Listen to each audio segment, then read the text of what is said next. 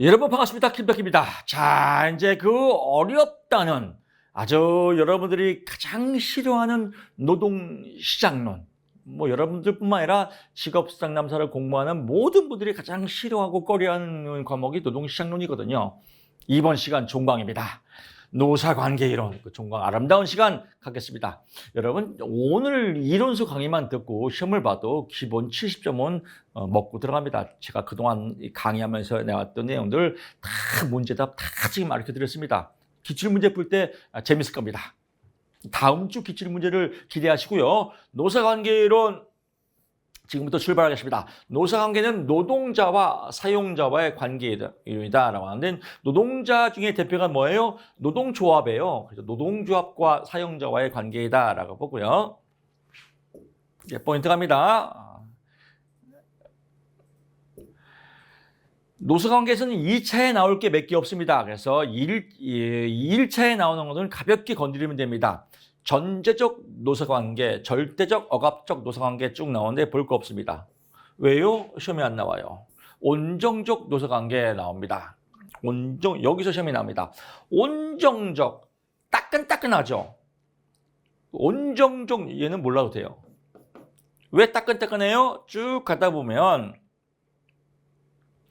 복리후생시설을 마련하게 되었다. 복리후생시설은 뭐예요? 후생복지예요. 후생복지. 기업에서 후생복지를 많이 해주는 거예요. 복리후생시설, 콘도도 딱 하나, 회사 콘도에서 1년에 이용권 주고, 이런 건 아름다운 회사가 되죠. 서로 온정적이죠. 정이 많게 되죠. 그래서 시험 문제에 복리후생시설 이런 단어가 나왔다라면 답이 온정적 노사관계이다. 여러분 쭉 읽다가 발에 딱 걸려야 돼요.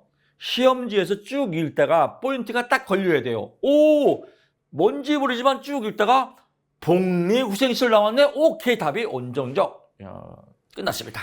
완화적 시험이 안 나옵니다.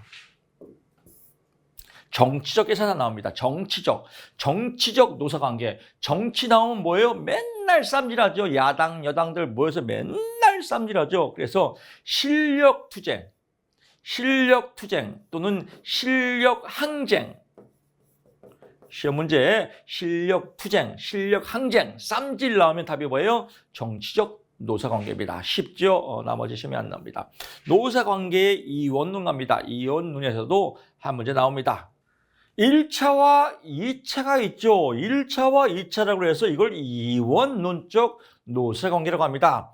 쉽게 설명하면요. 사장님하고 직원이 있습니다. 사장님 점심 먹으러 가요. 오, 좋아. 뭐 먹을래? 순댓국 먹으러 갈래요. 아름답죠. 근데 순댓국 먹으면서 직원이 사장님 이제 월급 좀 올려주세요. 알았어. 내년에 올려줄게. 라고 하는 게 경영자 대 종업원과의 관계입니다. 1차죠. 지금 부드럽죠. 근데 맨날 뻥만 쳐요. 그래서 열받았어요. 작년에 올려준다고 해서 이번에 또 안 올려줘요? 이제 사장님 월급 안 올려주면 내 노동조합 만들 겁니다. 그래서 진짜 노동조합을 만들었네요. 그래서 경영자 대 노동조합. 순댓국 먹으러 갔습니다. 알아서 내년에 올려줄게. 말로만 하지 마십시오. 당신 못 믿습니다. 자, 계약서 쓰세요. 이렇게 분위기가 좀 살벌해지죠. 이런 관계를 2차 관계라고 합니다. 그래서 경영자 대 노동조합 2차, 경영자 대 종업원 직원 1차. 그래서 1차, 2차 이원론적 노사관계에 대한 설명 중 옳은 것은 답 3번입니다. 3번에 이렇게 나옵니다. 포인트 잡으시고요. 시스템 이론입니다. 던롭이 나옵니다. 던롭, 내부 노동시장을 중요시한 던롭이 여기 또 나오죠. 던롭이 주장한 시스템 이론입니다. 시스템이 있다. 그래서 옛날에 노무현 정권의 노사정위원회라고 있습니다. 이 노사정의 세 가지 시스템을 정하자라고 만든 사람이 던롭입니다. 던롭. 그래서 노사정 세 가지. 노동자 및 단체, 노동조합 있죠. 사용자 및 단체, 정부 이 세 가지 요소들이 서로 흐름을 갖고 있는 걸 던롭의 시스템 이론이라고 합니다. 노사정위원회, 노동자, 사용자, 정부 단체의 세 가지 요소를 무슨 이론이라고 합니까? 라고 하면 3번의 시스템 이론이다라고 하고요. 시스템 이론의 3요소가 아닌 것은 노동자, 사용자, 정부 아닌 게 답이겠죠. 노사정 3주체 나왔습니다. 다 했고요. 노사 관계를 규제하는 여건과 환경입니다. 노사관계, 노동자 조합과 사용자를 규제하는 태클을 거는 환경이 뭐냐 이거 태클이 걸리는 게 뭐냐 이거 내 인생에 태클을 걸지 마. 근데 태클이 걸린단 말이에요. 이건 뭐예요? 기술적 특성이 있을 때 태클이 걸리더라. 즉 노동자와 사용자 간에 파워 게임을 하는데 어떤 기술적 특성이 있다. 그러면 이 기술적 특성 때문에 태클이 걸리더라. 또 시장적 요건, 예산상의 제약, 또 돈 문제 때문에 노동조합이 돈이 많냐, 사용자가 돈이 많냐 이런 돈 문제, 예산상의 제약, 시장적 여건 때문에 이 노사관계가 태클이 걸리더라라고 보고요. 세 번째, 각 주체의 세력관계, 누가 세력이 크냐 이거예요. 노동자가 크냐, 정부가 크냐, 또 사용자가 크냐 이런 각 주체의 세력관계에 따라서 태클이 걸리더라. 다음 중 노사관계를 규제하는 여건 환경이 아닌 것은 기술적 특성, 시장적 요건, 각 주체의 세력관계 아닌 게 답이겠죠. 뭐 4번 떡볶이 질질 흘리면서 먹기 그게 답이겠죠. 시사점 볼 거 없습니다. 시험이 안 납니다. 제2절 갑니다. 노동조합의 이해 갑니다. 노동조합은요 경제적 기능이 있다. 노동조합 돈 모아서 경제적 기능이 있습니다. 또 정치적 기능, 노동조합 정치행위 할 수 있습니다. 그래서 뭐 민노총이 누구를 지지한다 뉴스 나오지 않습니까? 그래서 노동조합은 정치행위를 할 수 없다 이렇게 나옵니다. 그러면 웃기지 마라. 노동조합은 정치행위 할 수 있다. 그래서 정치적 기능이 있습니다.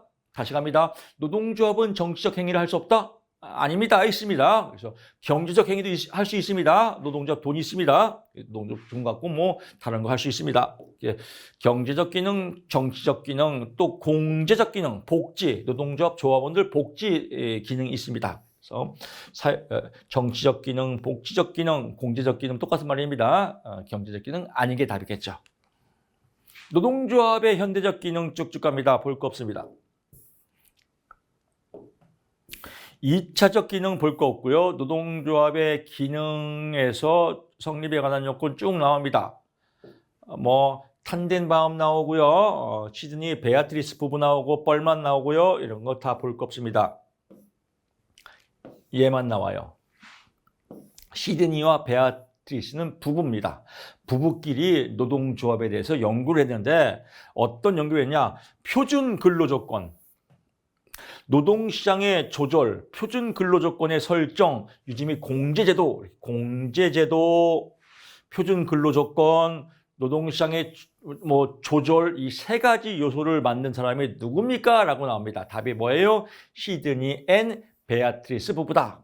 얘는 영어로 나올 때도 있습니다. 영어로 시드니 앤 베아트리스 부부다 라고 보는 거고요. 그냥 영어 긴 사람 나오는 게 답이구나 이렇게 외워도 됩니다.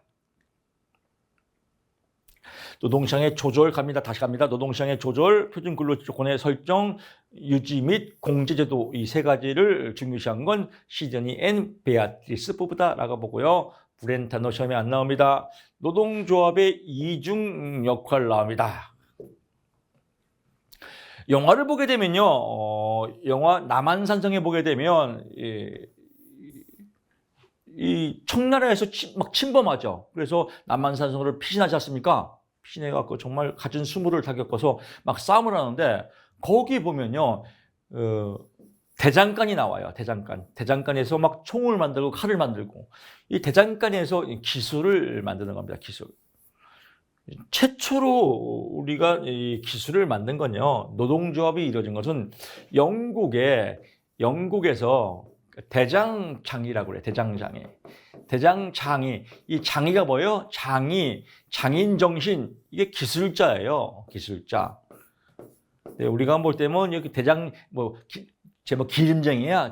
이 기름쟁이야 이러면 이런 말 좀 이제 안 좋은 말처럼 보이는데 이 장이라는 말은 기술자 좋은 말입니다. 그래서 대장간 기술자들이 영국에서 산업혁명이 일어날 때 산업혁명이 일어나면서 뭐가 필요해요?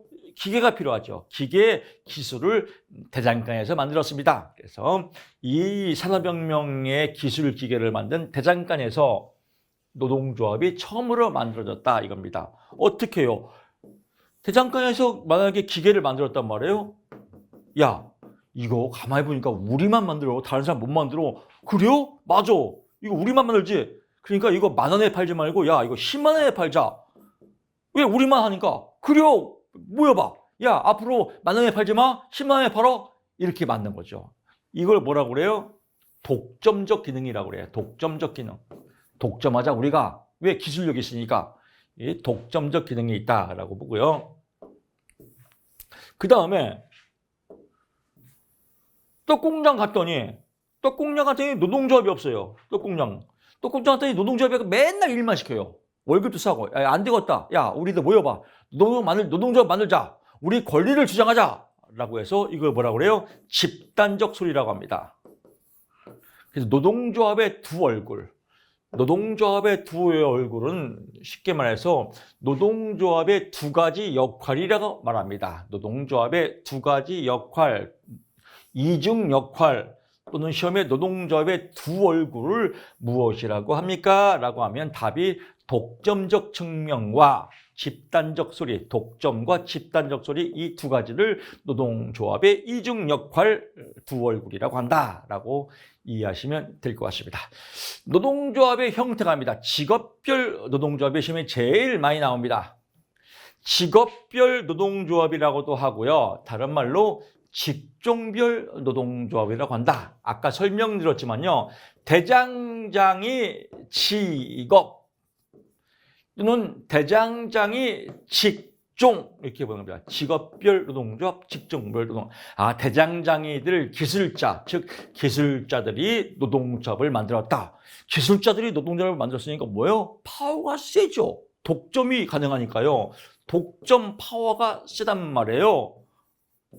그래서 시험에 나옵니다. 우리나라 전 세계에서 최초의 노동조합의 시효는 무엇입니까? 라고 나오면 답이 뭐예요? 직업별 노동조합 또는 직종별 노동조합이다. 노동조합이 최초로 산업혁명 초기에 숙련 노동자는 뭐예요? 기술자죠. 대장장이 기술자에 의해서 만들어졌다라고 나옵니다. 시험 문제 갑니다. 최초의 노동조합의 시효는 무엇입니까? 직업별 노동조합, 직종별 노동조합이다라고 보고요. 쉬는 시간에 커피를 먹어서 그냥 트림이 조금씩 올라오는데 뭐 조금 들리듯 이해하십시오. 그리고요, 숙련 노동자, 대장장이 기술자만 가입했습니다. 그래서 시험 문제는 직업별 노동조합, 직종별 노동조합은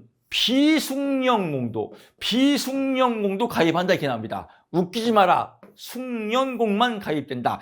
기술자만 가입된다. 이게 두 가지 문제가 나오고요. 세 번째는요. 지나치게 배타적이에요. 독점적이고요.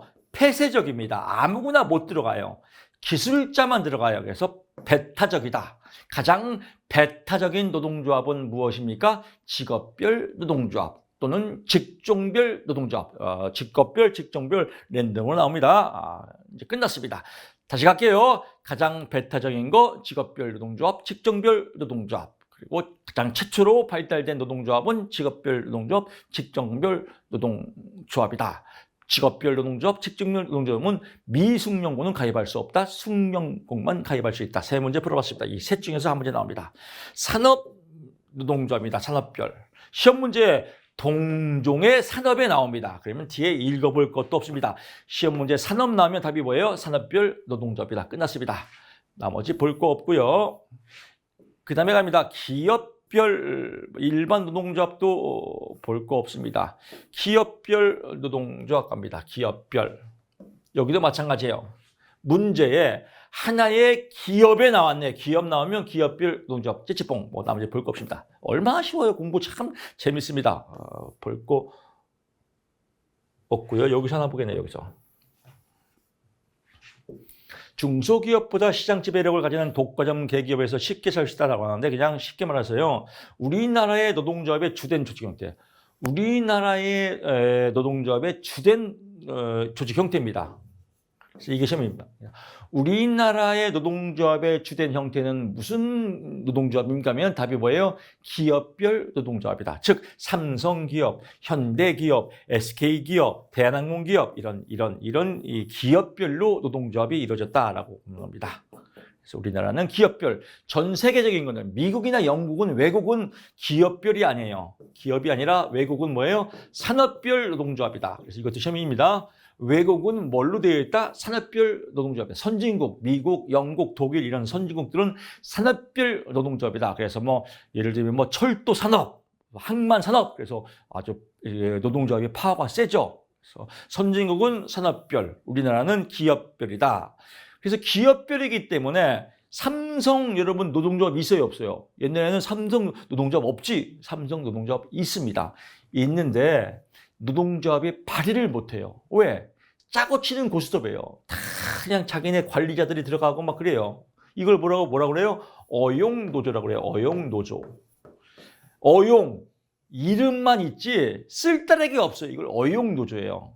짜고 치는 고스톱이 될 수 있다. 그래서 기업들과 서로 친하게 짜고 치는 교섭이 될 수 있다. 협상할 때도 서로 짜고 치면서. 그래서 어용화가 심하다. 무엇이? 기업별 노동조합이. 다음 어용화가 작은 건 무엇입니까? 라고 합니다. 어용화가 가장 큰 것은 기업별 노동조합이다. 다음 중 설명이 틀린 것은 기업별 노동조합은 어용화가 작다. 웃기지 마라. 어용화가 크다. 뭐 이렇게 보시면 될 것 같습니다. 나머지 쭉쭉 나오고요. 여기 나오죠. 그래서 단점 나오죠. 그래서 어용화될 위험성이 크다 이거죠. 어용화. 무엇이? 기업별 노동조합이라고 보면 될 것 같고요. 단체 교섭갑니다. 그래서 단체 교섭 뭐 쭉쭉 나오는데 뭐 볼 거 없습니다. 단체 교섭에서는 세 가지가 있겠죠. 세 가지는 뭐가 있어요? 근로자들이 야 우리 모이자. 그래서 단결권이 있죠. 단결권이 있고요. 단결해서 교섭하는 거 단체 교섭권이 있겠죠. 또 야 우리 행동하자. 단체 행동권이 있겠죠. 그래서 단결권, 단체 교섭권, 단체 행동권 이거를 근로 3권이라고 합니다. 근로 3권이다. 뭐 이 정도만 보시면 될 것 같고요. 노동조합의 샵제도 이거 시험에 잘 나옵니다. 샵제도 오픈샵이 있습니다. 오픈샵. 자 여기에 노동조합이 있어요. 노동조합과 상관없이 내 맘대로 입사할 수 있어요. 노동조합에 가입을 하든 안 하든 내 맘대로 노동조합은 그냥 무시해버리고 이게 오픈샵이에요. 내 맘대로 자유롭게 입사할 수 있는 거 오픈샵. 유니온샵이 있습니다. 유니온샵은요. 일단 내 맘대로 입사를 해요. 그러다가 일정 기간이 지나면 반드시 노동조합에 가입을 해야 돼요. 1년 동안 맘대로 입사한 다음에 1년 뒤에는 반드시 노동조합에 가입을 해야 돼. 이런 샵 제도가 유니온샵입니다. 이게 시험에 제일 많이 나와요. 일정 기간 내에 노동조합에 가입을 하는 샵, 유니온샵이다라고 보고요. 샵은 회사에 어떻게 들어가냐? 노동조합과의 상관관계에서 노동조합과 상관계 없이 내 맘대로 입사한다. 오픈샵. 내 맘대로 입사한 다음에 일정 기간 내에 가입하는 거 유니온샵이다. 클로즈드 샵은 뭐냐면요. 클로즈드는 갇혀 있는 거 아니에요. 일단 무조건 노동조합에 가입을 해야 입사할 수 있어요. 가입을 안 하면 절대 입사 못 해요. 아무리 유능하더라도. 그러니까 100% 노조원이죠. 반드시 노동조합에 가입을 해야 입사할 수 있는 거 클로즈드 샵이다. 이게 가장 파워가 세겠죠. 그래서 파워가 가장 센 건 뭐예요? 클로즈드 샵. 100% 노조원이기 때문에 클로즈드 샵이 제일 세고 그 다음에 유니온샵이 그 다음이고 그 다음에 가장 쉬운 오픈샵이다. 이게 파워 게임이죠. 라고 나오고요. 변형된 샵 제도죠. 에이전시 샵입니다. 에이전시는 여러분 아시죠? 대리기관입니다. 축구에서 많이 나오죠. 축구에서 뭐 손흥민 에이전시. 손흥민 에이전시에서 협상을 하죠. 협상을 해서 뭐 예를 들면 뭐 20% 올렸다. 그러면 20% 올린 만큼 10%는 에이전시에서 가져가는 거죠. 이게 이제 위탁해서 대리해서 협상하는 걸 에이전시라고 합니다. 그럼 여기서 노동조합이 있단 말이에요. 노동조합이 임금 협상을 하죠. 회사하고. 그럼 여기 노동조합에 비가입자가 있단 말이에요. 비가입자. 비가입자는 협상을 안 해요. 노동조합이 협상하죠. 회사하고 띠들르고. 그래서 10% 인상했다. 10% 인상하면 노동조합 조합만 올리는 게 아니라 전체 직원을 다 올리죠. 그런데 얘들은 꽁으로 먹는 거예요. 가만히 있다가 꽁으로 가만히 앉아서 노조비도 안 내면서.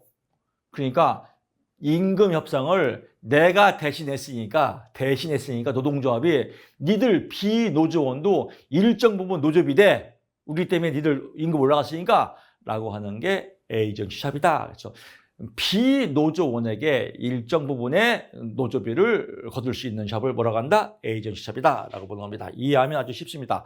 프로페셔널 안 나옵니다. 메인 티너스 안 나옵니다. 혹시 이런 거 나올지 모르니까 나만 봐야지, 이런 사람들은 나만 떨어집니다.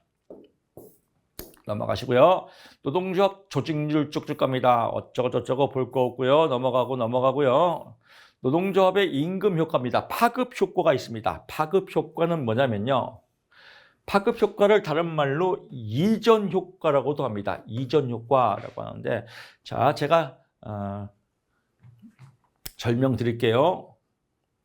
이전 효과 또는 파급 효과라고 그래요. 노동조합이 조직됨으로써 노동조합이 있단 말이에요. 노동조합이 있는 회사가 있어요. 그 데모를 하네요. 데모를 하니까 회사에서 이 사람들을 잘랐네요. 또는 무노동, 무임금, 회사에 텐트 치고 월급 안 받고 계속 데모하는 거 있지 않습니까? 이런 것들이 이제 현상이 발생되는 겁니다. 무노동, 무임금이죠. 노동 공급을 안 하죠. 근데 먹고 살아야죠. 그래서 이 사람들이 뭐예요? 아르바이트로 떡 공장에 갔다. 떡 공장은 노조가 있어요, 없어요? 노조가 없다. 그래서 노조가 있는 데서 잘렸던지 아니면 노동 공급을 안 해서 돈을 못 받아서 비노동조합으로 일로 이전했다. 이걸 뭐라고 그래요? 파급 효과다, 이전 효과다, 해고 효과다라고 하는 겁니다. 그러면 비노동조합에 있는 회사에서 예를 들면 쉽게 말해 잘렸어요. 그래서 떡공장으로 갔단 말이에요. 여기는 떡공장은 비노도죠. 그럼 떡공장 차장은 좋아요, 안 좋아요? 좋지요. 왜? 사람들이 일로 몰려오니까. 그래서 떡공장의 임금이 만약에 200 받았다. 그럼 200을 줄 필요가 없죠. 사람들이 몰려오니까. 그래서 150만 원만 줘도 사람들이 몰려오더라. 그래서 비노동조합의 임금을 내리죠. 그래서 떡공장의 임금이 내려가는 것을 파급 효과, 이전 효과, 해고 효과라고 한다. 위협 효과는 뭐냐? 이제 위협 효과는 가만히 있어봐. 200 받던 사람들이 떡공장에서 150으로 내려갔어요. 그 열 받아요, 안 받아요? 받죠? 야, 우리도 노동조합 만들어. 그래서 으쌰으쌰 하는 거예요. 그러니까 사장이 겁나갖고 야야야 알았어 다시 올려줄게. 200으로 올려줄게. 그래서 다시 200으로 올려주는 효과를 위협 효과라고 해요. 노동조합의 결성이 두려워서 임금을 올려주는 효과를 위협 효과라고 한다. 근데 여기서 잠깐, 자, 임금을 150에서 200으로 올렸어요? 300으로 올렸어요? 200으로 올렸어요. 그래서 내렸던 임금을 올려주는 겁니다. 최초의 임금으로 올려주는 겁니다. 시험에는 위협 효과는 노동조합의 결성이 두려워서, 여기까지는 맞아요. 최초의 임금보다 더 높은 임금을 올려주는 것이 이렇게 나옵니다. 그러면 삑살이 최초의 임금보다 더 높은 임금이 아니라 내렸던 임금을 다시 원상복귀 하는 것을 위협 효과라고 한다라고 보는 겁니다. 대기 실업 효과는요, 대기 상태예요. 실업대기, 가장 대표적인 게 청년 실업이에요. 청년 실업자들 대기업 가려고 일을 안 해요. 그래서 중소기업은 안 간단 말이에요. 대기업 가려고. 이게 대기 실업 상태예요. 그러면 이 대기 실업을 해소하려면 어떻게 해야 돼요? 중소기업의 임금을 올려줘야죠. 임금을 올려야 대기 실업이 해소되죠. 그래서 대기 상태에 있던 임금을 올려서 노동시장에 참여하는 거. 그래서 더 좋은 일자리가 있으리라 기대를 갖고 당장 재취업을 하기보다는 여가를 통해서 대기하고 있는 상태. 이 대기하고 있는 상태를 해결하려면 뭐 해야 돼요? 기업에서 임금을 올려줘야겠죠. 그래서 임금을 올리는 효과, 이걸 대기 실업 효과다. 그럼 여기도 임금을 올렸죠. 또 여기도 임금을 올렸지요. 어쨌든 간에 올렸잖아요. 내렸던 걸요. 그럼 여기는 임금을 내렸죠. 그래서 노동조합이 있고 비노조가 있다라고 하는데 위협 효과는 아니 그 파급 효과는 내렸어요. 내렸단 말이에요. 그러니까 격차가 더 벌어지죠. 근데 위협 효과는 올렸어요. 대기 실업도 올렸어요. 올린 만큼 갭이 줄어들죠. 그래서 노동조합과 비노동조합의 임금 격차를 줄이는 효과는 무엇입니까? 라고 나오면 시험 문제가 뭐 어렵게 느껴지지만 알면 간단해요. 노동조합과 비노동조합의 임금 격차를 줄이는 효과는 위협 효과와 대기 실업 효과다. 대기 실업 효과도 올렸고 위협 효과도 올렸기 때문에 올린 만큼 갭이 줄어들더라라고 보는 겁니다. 경영 참가갑니다. 쭉쭉 나머지 볼 거 없고요.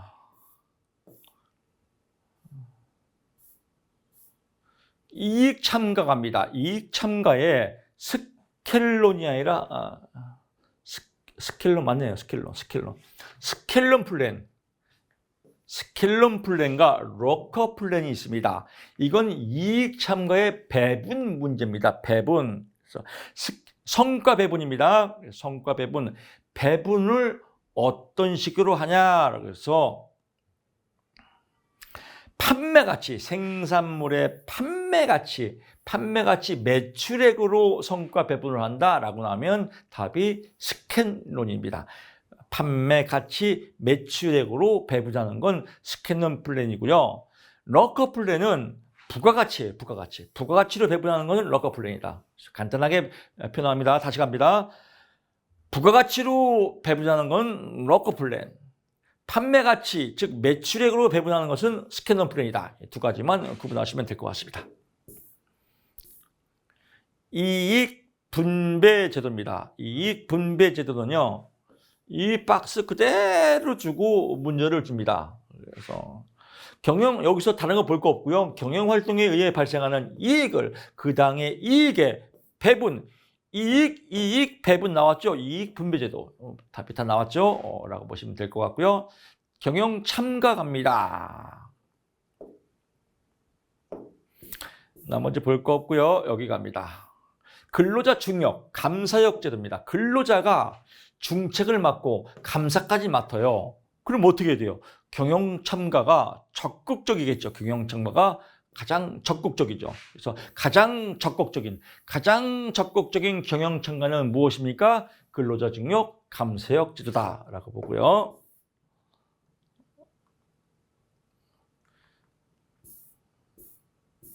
각국의 근로자 참가입니다. 우리나라에 있고 쭉 나오는데 시험에는 독일하고 일본만 나옵니다. 독일하고 2차 세계대전 전범들이죠. 나라 독일, 일본만 나온다. 독일은 통일됐죠. 동독하고 서독하고 통일됐다. 그래서 통일됐으니까 공동결정이라는 광범위한 관행이 이루어졌구나라고 해서 공동결정, 통일됐으니까 공동결정 나오면 답이 독일입니다. 1번입니다. 1번 어쩌고저쩌고 복잡합니다. 근데 영어로 마이크로 코퍼레티즘 나옵니다. 마이크로 코퍼레티즘 몰라도 됩니다. 영어 개토리 알 거 없습니다. 영어. 1번인을 이건 속된 말로 할게요. 알기 쉽게. 1번인을 우리가 뭐라고 그래요? 중국 사람은 떼국놈, 일본 사람은 쪽발이. 왜 쪽발이라고 그래요? 왜소하기 때문에 왜소국이라고 하지 않습니까? 그래서 왜소하다, 작다, 이걸 뭐라고 그래요? 마이크로. 그래서 일본 제품들은 작잖아요. 뭐 연필, 만년필 조그맣게 소형이 유용하잖아요. 그래서 마이크로. 그래서 일본 쪽발이 왜소하다, 마이크로 나오면 답이 뭐예요? 1번이다. 나머지 볼 거 없다. 코퍼레티즘이 뭐예요? 알 거 없어요. 그냥 마이크로 나오면 답이 1번이다. 단체 교섭 파업 이런 겁니다. 기업별 교섭, 통일 교섭 가는데요.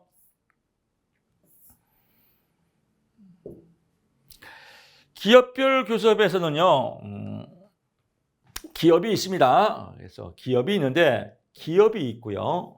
기업에 노동조합이 있어요. 기업과 만약에 뭐 현대 기업이 있으면 현대 기업에 해당하는 노동조합이 있죠. 이렇게 서로 교섭하는 것을 기업별 교섭이라고 해요. 근데 기업이 만약에 뭐 현대 기업이 삼성만 현대 기업이 현대 기업 노조하고 협상을 하는데 뭔가 힘이 없어요. 뭔가 어용이 들어가서 힘을 못 써요. 그래서 그러니까 현대자동차. 그래서 더 센 건 뭐예요? 자동차에 더 센 건 철강 노조죠. 철강 노동조합, 철강 노련, 철강 노동조 연맹, 철강 노련에게 형님이죠. 형님, 우리 좀 도와주세요. 그래서 알았어. 우리가 상대할게. 이게 뭐예요? 대각선이죠. 대각선. 이걸 대각선 교섭이라고 한다. 이게 시험 문제입니다. 그래서 기업과 기업의 연맹, 기업이 가입된 연맹과 교섭하는 것을 무슨 교섭이라고 한다? 대각선 교섭이다. 이게 시험에 제일 많이 납니다. 근데 대각선 하니까 이 기업이 열받아요. 그러니까 가만히 있어봐. 야, 현대 자동차와 관련된 회사 다 모여봐. 이것들이 아주 패싸움 짜고 덤비네. 야, 우리도 철강 회사 다 모여봐.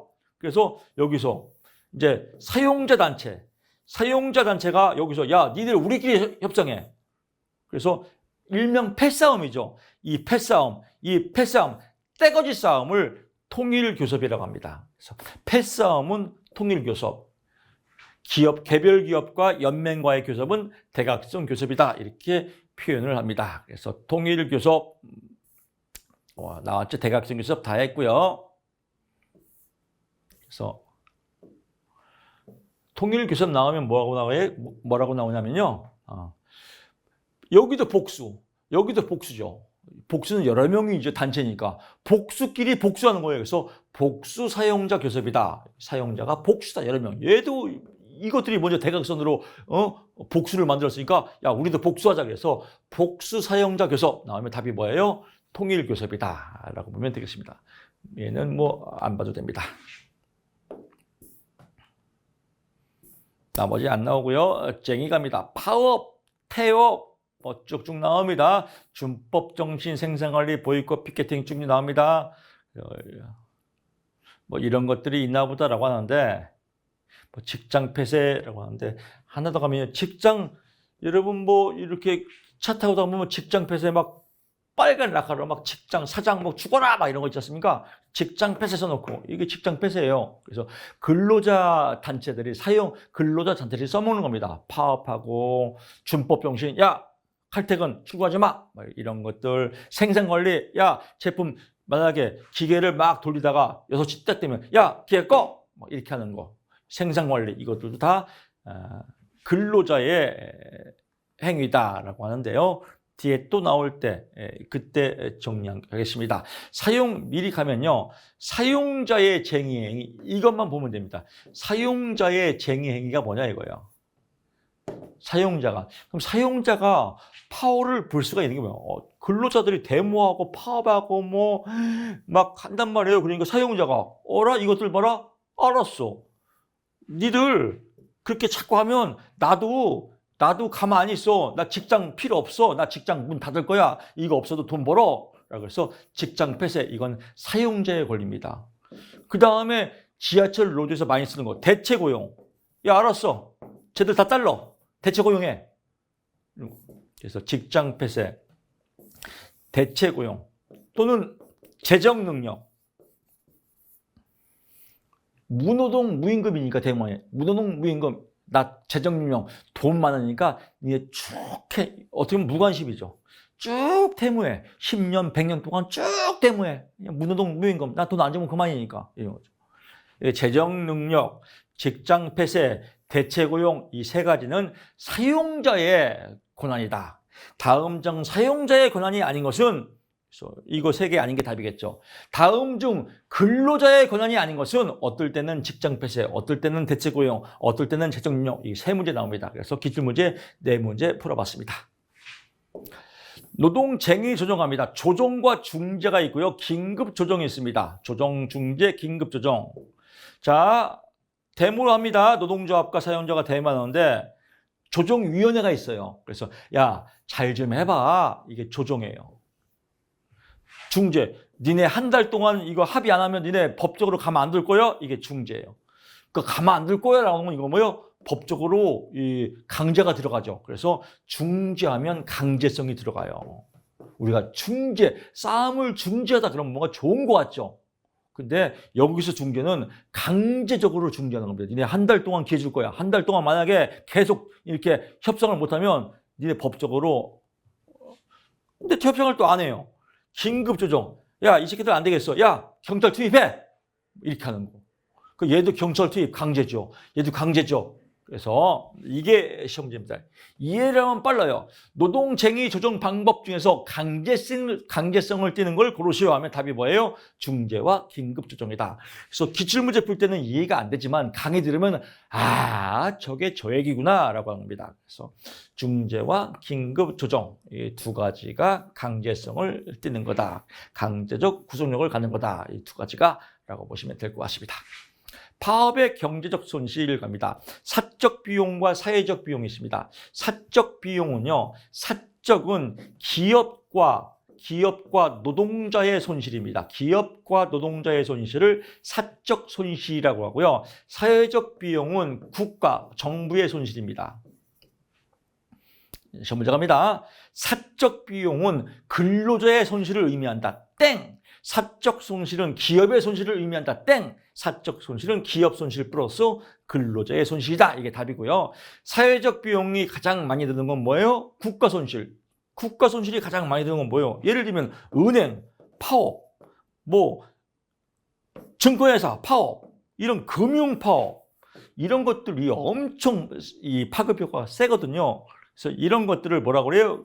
뭐 은행, 증권, 뭐 이런 업들을 우리가 서비스업이라고 합니다. 철도, 노조, 파업, 기차, 뭐 기차 안 다니고 버스 안 다니고 택시 안 다니고 은행 막고 이런 거. 이런 서비스업. 그래서 사회적 비용이 가장 많이 드는 건 무엇입니까? 답이 서비스업이다라고 보고요. 파업의 경제적 기능 뭐 어쩌고 저쩌고 쭉쭉 나옵니다. 볼 거 없고요. 신고전학파가 주장하는 노동조합의 사회적 비용 어쩌고 저쩌고 쭉 나올 때 뭐 볼 거 없습니다. 이거 하나 봅니다. 파업으로 인한 생산이 중단됐죠. 공장이 안 들어가니까요. 생산이 중단하니까 뭐예요? 생산이 안 되니까 생산적 비효율이죠. 시험 문제는 말장난이에요. 파업으로 인한 생산 중단에 따른 소모적 비효율로 나와요. 딱 4번입니다. 소모적 비효율이다 이렇게 나옵니다. 소비적 비효율이다. 그러면 무슨 생산이 안 되는데 뭐 소비요? 소비적 비효율은 아니다. 이건 뭐예요? 그냥 말장난이에요. 생산적 비효율, 생산 중단이니까 당연히 생산적 비효율이다. 소비적 비효율은 아니다. 요것만 단순하게 잡으면 됩니다. 다 끝났습니다. 의외로 굉장히 쉬워요. 노동시장론요. 단체 교섭갑니다. 힉스의 파업 이론이다라고 합니다. 힉스의 파업 이론은 노사 양측의 정보의 비대칭이다. 즉 힉스의 파업 이론은 이렇습니다. 임금이 있고요. 여기는 노동조합이 있습니다. 암놈과 순놈의 임금과 노동조합이에요. 임금을 100만 원 달라, 여기는 500달러, 여기는 1000달러 이렇게 하는 겁니다. 이 임금이에요. 노동조합이 100만 원 달러. 그래서 여기는 보면요. 이거는 노동자 저항곡선이에요. 여기는 사용자 양보곡선입니다. 양보곡선. 여기서 노동자가요. 100만 원 달러, 싫어. 500만 원 달러, 1000만 원 달러 이렇게 점점점 올라가는 거, 저항하는 거죠. 사용자는 이건 사용자가 제시한 겁니다. 100만 원 줄게 싫어. 500 줄게 싫어. 1000 줄게 싫어. 이런 거죠. 그래서 둘이 막 쌈질하다가 서로 쓰니까 기업은 100만 원 주고 싶고 근로자는 1000만 원 받고 싶고 그러니까 중간에서 야 500에서 반띵하자. 그래서 500에서 협상, 그래서 막 TV 사진 찍고 나오죠. 그래서 여기서 균형 가격, 협상 가격이 이루어졌다. 이게 힉스의 파업 이론이에요. 노동자 저항 곡선과 사용자 양보 곡선이 만나는 이 지점에서 협상이 이루어졌다. 균형 임금이 만나게 됐다. 협상 임금이 이루어졌다. 그럼 이 지점은 뭐예요? 데모가 안 일어나죠. 왜? 협상이 됐으니까. 사용자 곡선과 노동자 곡선과 사용자 곡선이 만나는 지점에서는 데모가 안 일어난다라고 보는 겁니다. 두 번째는요. 여기 위에 이 지점이 만약에 이 지점이 이제 뭐 W5예요. 그러면 W5보다 비싼 요금을 요구하면, 자, 노동조합이 W5보다 비싼 임금을 요구하면 500보다 더 비싼 요금이에요. 그럼 사용자가 승낙을 할까요? 안 할까요? 안 하겠죠. 지금 500이 협상인데 $700 안 하죠. 그러면 협상이 사용자가 승낙을 한다, 거부한다. 거부한다죠. 그래서 여기 시험 문제 똑같이 갑니다. OWO보다 더 높은 노동조합이 요구하면 사용자는 쉽게 허락을 한다, 안 한다? 안 한다가 답입니다. 그래서 3번에 쉽게 허락을 안 한다. 왜? 높은 임금을 요구하니까 라고 보면 될 것 같고요. 또 하나는 정보의 비대칭으로 파업이 발생한다. 애당초 500을 알면 데모를 안 하죠. 근데 애당초 몰라요. 손해볼 거 다 보다가 비대칭, 서로 안 맞는 거죠. 정보가 서로 비대칭, 모르기 때문에 파업이 발생한다. 시험 문제는 정보의 대칭으로 인해서 파업이 발생한다 이렇게 나옵니다. 답이 1번으로 대칭이 아니라 비대칭이다 라고 보시면 될 것 같습니다. 그래서 내용들 다 했습니다. 힉스의 파업 이론 나오죠. 파업 기간이 나오고요. 임금이 나오고요. 파업 기간이 길어질수록 노동자의 저항 임금은 점점점 올라가죠. 노동자의 저항 임금은 점점점 내려가죠. 그래서 노동자 1,000만 원 주시오, 800 주시오, 500 주시오, 점점 내려간다 이거예요. 사용자는 맨 처음에 100만 원뿐이 안 줄게요. 파업 기간이 점점 길어갈수록 그래서 200 줄게, 300 줄게, 400 줄게 다가 500에서 반띵하더라. 그래서 OWO 이상의 임금을 요구하면 사용자는 쉽게 수락을 안 한다라고 보는 거. 이게 힉스의 단체 교섭이다. 그래서 저항 곡선과 사용 곡선이 만나는 지점에서는 파업이 일어나지 않는다라고 보고요. 아까 얘기했지만 여기는 파업 기간입니다. 그래서 힉스의 파업 이론은 파업 기간과 임금과의 관계를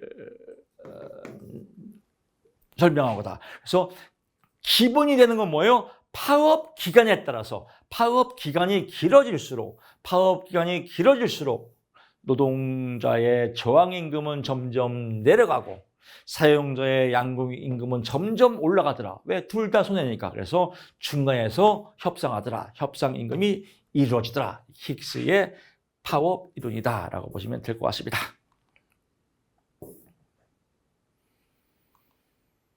뭐 이렇게 이제 다 했습니다. 여기서 뭐 이렇게 나오고요.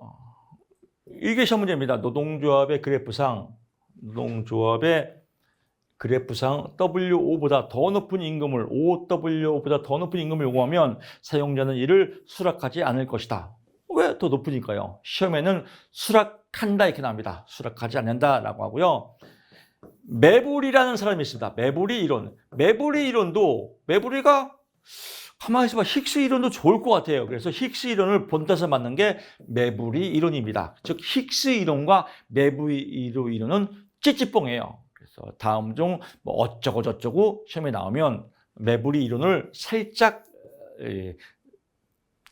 다르게 나옵니다. 그래서 다음 중 설명이 틀린 것이 나오면 답이 매부리입니다. 매부리. 그래서 시험 문제 기출에 나오겠지만요. 매부리 나오면 답이다. 매부리는 아니다. 매부리는 틀린 답입니다. 예를 들면 이렇게 나오는 거죠. 매부리는 그래프상 뭐 OW보다 더 높은 임금을 요구하는 경우 사용자는 이를 수락하지 않을 것이다 라고 합니다. 매부리 이론에 의하면 수락한다. 이거 나옵니다. 매부리는 틀렸어요. 매부리 코 아니다. 매부리는 아니다. 매부리는 잘못된 설명이다. 이거 하나만 알면 뭔 내용인데요? 그건 몰라도 돼요. 그냥 매부리는 아니다. 이러면 또 한 문제 5점 먹고 들어갑니다. 그래서 뭐 이런 쭉쭉 내용들이 나옵니다. 자, 이렇게 해서 대망의 노동 시장론 아주 총강 마쳤습니다. 이론 강의만 들어도 무조건 80점 이상은 얻을 수 있습니다. 자신감을 가지시고요. 저는 노동관계 법규 시간에 찾아뵙겠습니다. 고맙습니다.